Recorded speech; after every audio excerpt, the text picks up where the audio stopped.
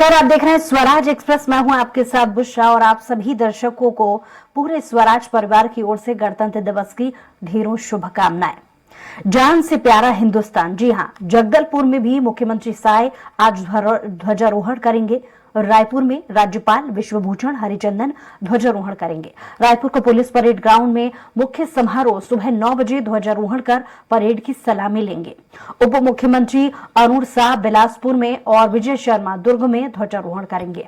विधायक राजेश मूणत राजनगांव में ध्वजारोहण करेंगे।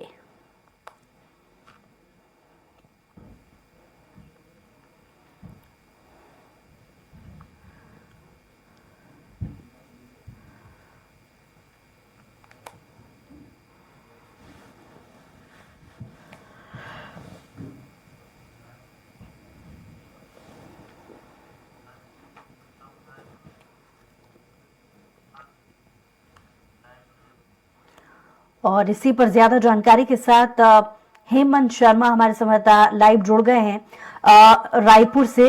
माफ कीजिए, दिलीप हमारे साथ जुड़े हैं रायपुर से और साथ ही जगदलपुर से भी हमारे संवाददाता जुड़ गए हैं प्रशांत। लेकिन सबसे पहले दिलीप, आपकी तरफ रुख करेंगे, किस तरीके की तैयारी नजर आ रही है और कितना समय है कार्यक्रम की शुरुआत में? जी बुशरा, बता दें कि हम राजधानी रायपुर के पुलिस परेड ग्राउंड पर है और यहाँ पर सुबह 9 बजे अभी 9 बजे राज्यपाल विश्वभूषण हरिचंदन ध्वजारोहण करेंगे। इसके पहले देख सकते हैं ये पूरे तस्वीर है रायपुर पुलिस ग्राउंड मैदान की। यहाँ पर 18 प्लाटून परेड करेंगे। सभी प्लाटून्स रेडी है, तैयार हैं, सभी प्लाटून्स के कमांडर तैयार हैं और परेड ग्राउंड में मुख्य रूप से BSF, CRPF, CISF, SSB, ITBP, paramilitary force के जवान ये पूरे परेड करेंगे। इसके साथ ही साथ हॉर्स राइडिंग की जो टीम है वो भी अपना कर्तव्य दिखाएंगे। इस बार खास करके तेलंगाना स्टेट स्पेशल पुलिस के जवान भी परेड में दिखाई देंगे। इसके अलावा एनसीसी के कैडेट्स है और तमाम तरह की जो टुकड़ियां हैं वो तैयार हैं। पुलिस परेड ग्राउंड की तस्वीर हम सीधे दिखा रहे हैं हमारे दर्शकों को। और इसके साथ ही साथ क्योंकि विभिन्न स्कूल कॉलेज के जो बच्चे हैं उनकी सांस्कृतिक प्रस्तुतियां भी होंगी, तो उसके लिए भी तैयारियां हैं। सुबह 9 बजे राज्यपाल पहुंचेंगे, झंडा फहराएंगे और मिनट टू मिनट कार्यक्रम के तहत उनके ध्वजारोहण के साथ ही साथ जो पैरामिलिट्री फोर्स के तमाम जवान हैं ये अपना परेड शुरू कर देंगे। तो ये पूरी तस्वीर आप देख रहे हैं। जवान सभी जो 16 प्लाटून के जवान हैं वो तैयार है। इसके साथ ही साथ पदक अलंकरण समारोह भी होगा जिसमें जो विशेष वीरता पुरस्कार के साथ साथ तमाम जो आरक्षक और अफसर हैं करीब 38 लोगों को पदक अलंकरण से सम्मानित किए जाएंगे। साथ ही साथ जो वीरता पुरस्कार के चयनित 4 बच्चे हैं उन्हें भी सम्मानित किया जाएगा इस अवसर पर। इस तरह से तमाम जो तैयारियां हैं वो देख सकते हैं। इसके साथ ही साथ कार्यक्रम में विभिन्न विभागों की झांकियां भी देखने को मिलेंगे। झांकियां अभी फिलहाल ग्राउंड के बाहर है। जैसे ही परेड आरंभ होगा उसके साथ ही साथ झांकियों की भी एंट्री होगी और पूरे परेड मैदान के चारों तरफ विभिन्न विभागों की, कृषि विभाग, जन संसाधन विभाग, जेल विभाग सहित विभिन्न विभागों की जो झांकियां बनाई गई है वो भी इस परेड ग्राउंड में प्रदर्शित होगी। तो इस तरह से समारोह की तमाम जो तैयारियां हैं वो देख सकते हैं। जी दूसरा, चलिए लौट रहे हैं आपके पास दिलीप। हमारे साथ दूसरी तरफ प्रशांत भी जुड़े हुए हैं। जी प्रशांत, जगदलपुर में क्योंकि मुख्यमंत्री साय ध्वजारोहण करेंगे, किस तरीके की तैयारियां और कितना समय कार्यक्रम की शुरुआत में? बिल्कुल बुशरा, अभी हम मौजूद हैं जगदलपुर बस्तर के ऐतिहासिक लालबाग मैदान में, जहां पर मुख्यमंत्री विष्णुदेव साय लगभग 9 बजे के आसपास पहुंचेंगे। 9 बजे का समय निर्धारित किया गया है ध्वजारोहण के लिए, जिसके लिए पूरी तैयारियां कर ली गई है। आप मंच में देख सकते हैं कि जो अधिकारी हैं वो तैयारियों का जायजा ले रहे हैं और जो परेड करने के लिए जो जवान है 14 प्लाटून है, 14 प्लाटून की संख्या में 14 प्लाटून जवान जो है वो परेड करेंगे और सलामी मुख्यमंत्री विष्णुदेव साय जो है उनको देंगे। और जिसके बाद यहाँ पर सांस्कृतिक कार्यक्रम भी रखा गया है। सांस्कृतिक कार्यक्रम के बाद जो पुरस्कार वितरण है वो कार्यक्रम को किया जाएगा। लेकिन जो 14 प्लाटून है उसको मुख्य रूप से देख सकते हैं कि जो बस्तर में सीआरपीएफ के जवान, आईटीबीपी के जवान, बीएसएफ के जवान और जो कोबरा के जवान तैनात हैं, उनके साथ साथ जो स्कूली बच्चे हैं, एनसीसी है, वो लोग जो है यहाँ पर परेड करने के लिए तैयारी पूरी कर चुके हैं। और 9 बजे के आसपास मुख्यमंत्री विष्णुदेव साय पहुंचेंगे और 9 बजे जो ध्वजारोहण का कार्यक्रम किया जाएगा। जी बिल्कुल जी। और मुख्यमंत्री के अलावा विशेष अतिथियों को लेकर के क्या और जानकारी मिल पा रही है कि कौन कौन विशेष अतिथि के तौर पर इस कार्यक्रम में शामिल होगा?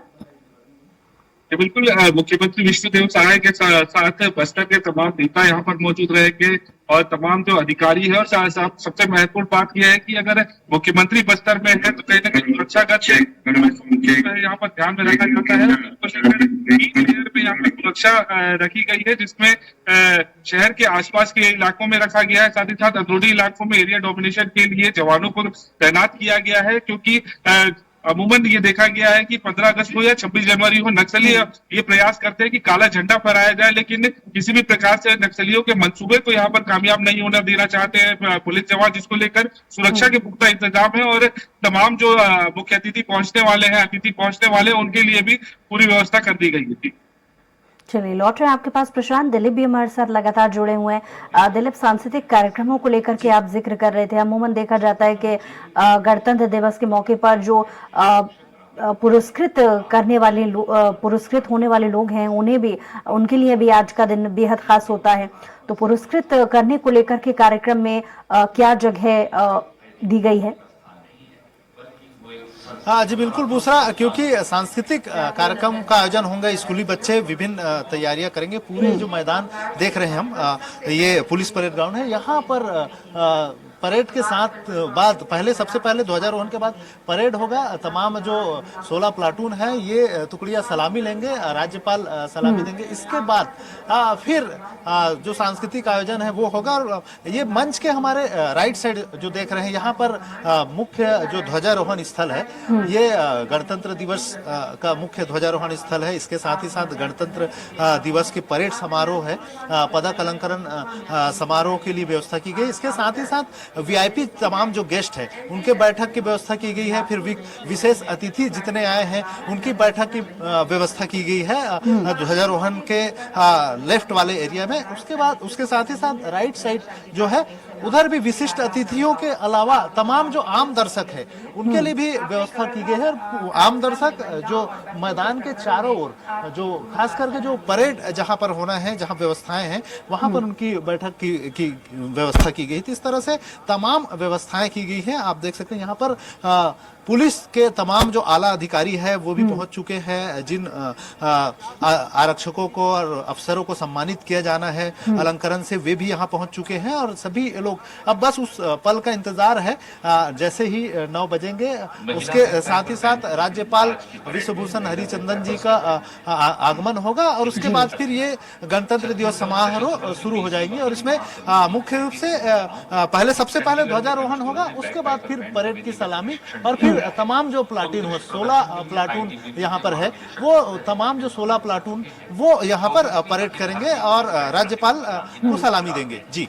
और क्योंकि दिलीप, आप झांकियों को लेकर के भी जिक्र कर रहे थे, रंग रंग का प्रस्तुतियों के साथ ही झांकियां अंतिम में जब निकाली जाएंगी, झांकियों को खास तौर से ये कोशिश होती है कि जो विकास है या सरकार की जो नीतियां हैं, जो पॉलिसीज हैं, उसको लेकर के एक झलक या उनकी जो आगे के लिए जनता के लिए जो प्लानिंग है, झांकियों के माध्यम से कहीं ना कहीं इसका प्रस्तुतिकरण हो। तो इस बार झांकियों में क्या खास रहने वाला है?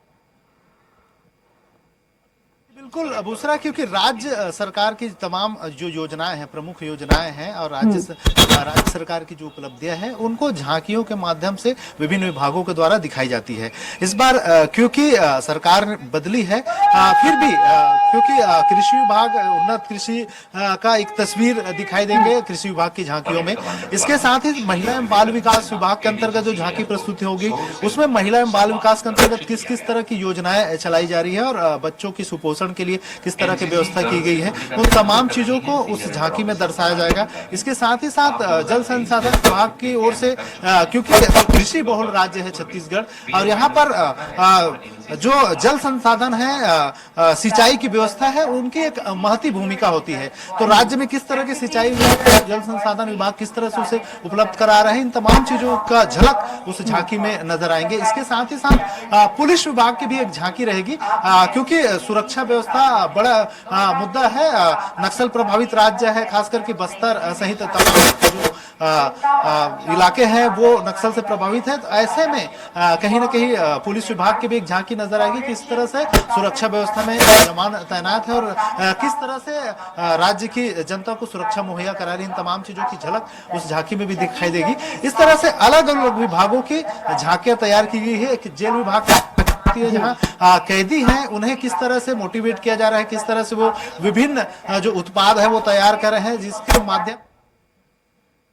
चलिए दिलीप, लौट रही हूँ आपके पास। हमारे साथ प्रशांत भी जुड़े हुए हैं। प्रशांत, रंग प्रस्तुतियों को लेकर के आपसे जानकारी और चाहेंगे विस्तार से कि कौन इस खास कार्यक्रम में ध्वजारोहण के बाद क्या कौन कौन से कार्यक्रम रहने वाले हैं और खास तौर से झांकियों को लेकर के भी इस बार क्या विशेष केंद्र रहने वाला है? बिल्कुल, 9 बजे ध्वजारोहण के बाद परेड जो है वो समाप्ति के बाद जो है रंगारंग कार्यक्रम यहाँ पर होगा। आप देख सकते हैं कि स्थल है, यहाँ पर जो है बच्चों द्वारा प्रस्तुति दी जाएगी। 12 स्कूलों के द्वारा यहाँ पर दी जाएगी। देशभक्ति गानों में जो है यहाँ पर बच्चों की प्रस्तुति रहेगी। साथ ही साथ जो झांकियां हैं, झांकियों में मुख्य रूप से नया कानून तैयार हुआ है, पूरे देश भर में पुलिस अगर बात करें तो कृषि विभाग विभाग ने भी जो है झांकियां तैयार की है और बिल्कुल कहा जा सकता है कि जो एक मैसेज है वो देना चाहते हैं कि जिस तरीके से कानूनों पे बदलाव हो रहा है, यहाँ पर अलग करता हूँ स्पीकर यहाँ पर दो झांकियां जो है पुलिस विभाग की झांकियां यहाँ पर की जाए।